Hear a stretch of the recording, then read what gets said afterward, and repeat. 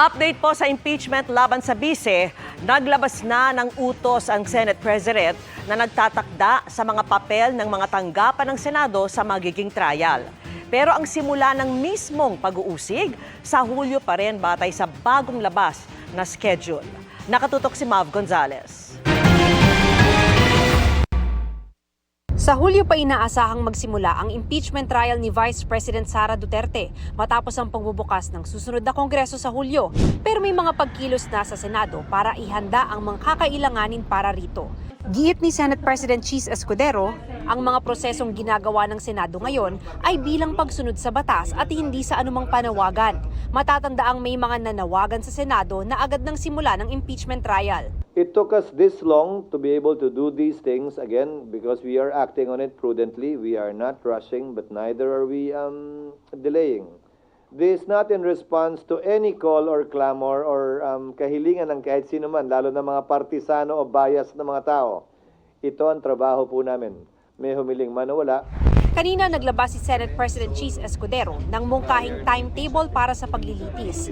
Ang plano, sa pagbabalik sesyon ng Kongreso sa June 2, ipipresenta sa Senado ng mga kongresistang magsisilbing prosecutors ang articles of impeachment. Aaprubahan na rin ng Senado ang susunding rules sa impeachment. Ayon kay Senate Secretary Ray Bantug, kumukonsulta na raw sila sa mga abogado at pinag-aaralan ang mga probisyong aamyendahan. June 3 manunumpa ang mga senador na uupong hukom. Sunod ang palitan ng pleadings ng prosekusyon at nasasakdal at pre-trial. June 4, sisimula ng paghahain ng summons o pagpapatawag kay Vice President Duterte. Lahat ito mangyayari bago mag-adjourn ang Kongreso sa June 14. Isang buwang gugulong ang pre-trial. At sa July 29, isang araw matapos magbukas ang sesyon, manunumpa naman ang mga bagong halal na senador.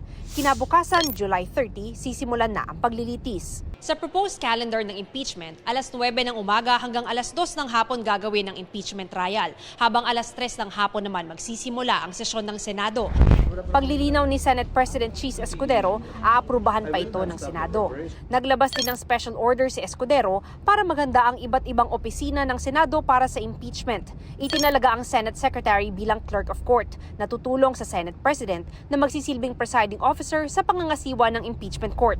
Itinalaga rin ang mga Deputy Clerk habang tagahain ng mga summon at subpoena ang Senate Sergeant at Arms. Lahat yan pinagbigay alam din namin sa Kamara sa pamamagitan ni Speaker Martin Romualdez at sa nasasakdal kay Vice President Sara Duterte para kung may gustong mag-question, may gustong mag-akyat sa korte, ika nga, pwede nilang gawin yan ngayon pa lamang para pag nagsimula ay tuloy-tuloy na talaga. Para sa GMA Integrated News, Mav Gonzalez, Nakatutok, 24 Oras.